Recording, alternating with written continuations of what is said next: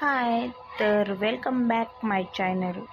कशाल सगळे? I hope छान असाल आणि मी पण खूप छान आहे. तर आजपासून तुम्हाला माझे डेली ब्लॉग्स पाहायला मिळतील, कारण काल आम्ही आलेलो होतो आमच्या घरी. तुम्ही व्हिडिओ पाहिलाच असेल, ज्यांनी नाही पाहिलं त्यांना सांगते. तर चला, सकाळी सकाळी मस्त असा गरमागरम चहा घेतला आणि त्याच्यानंतर लागले घरातली कामं करायला.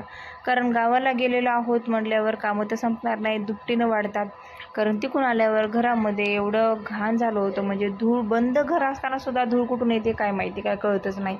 आणि पॅकिंग करून एवढे जे कपडे घेऊन गेला होतात ते कपडे क्लीन करायचे होते. घरात हे जे झाडं ठेवली होती मी, कारण बाहेर तर ऊन खूप असल्यामुळे जळून जातील म्हणून घरामध्ये ठेवले होते मी झाडं. थोडंसं पाणी टाकले होतं, बॉटलला सुरा करून बॉटलसुद्धा त्यांच्यामध्ये ठेवलेली होती झाडामध्ये. त्याच्यामुळं झाडं व्यवस्थित आहेत. आणि बाहेरचा सगळा वाडा वगैरे सगळं क्लीन करून घेतलं. मधली फरशी राहिली होती किचनची थोडीशी साफ करायची, कारण त्याच्यावर भरपूर अशी धूळ होती. तर ती व्यवस्थित क्लीन करून घेतली आणि वरण भाताचं कुकर लावून टाकलं. हे कपडे पण धुवायला टाकायचे आहेत मला. मुलांचा गोंधळ बाहेर चालू आहे, तोपर्यंत ही कामे मला आवरून घ्यायची. वरण भाताला एकदा फोडणी दिली व्यवस्थित, ते जेवण वगैरे करतात, मग आराम करतात. त्याच्यानंतर मला बाकीची कामं करायची आहेत. हे जे कपडे आहेत त्याच्यामधले थोडेफार मशीनला लावायचे आहेत, बाकीचे हाताने धुवायचे आहेत.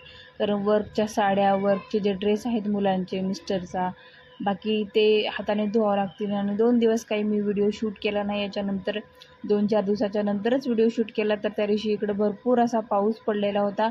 15 ते 20 मिनटच पाऊस पडला, पण पहा इथं पाणी किती जमा झालेलं आहे. हवा खूप सुटली होती, विजा पण कडकडत होत्या. आणि इथं पहा, तुम्हाला दाखवते मी किती हवा सुटली होती. अक्षरशः हे झाड असं वाटत होतं मला हे तुटतं काय की, कारण खूप भयानक हवा होती.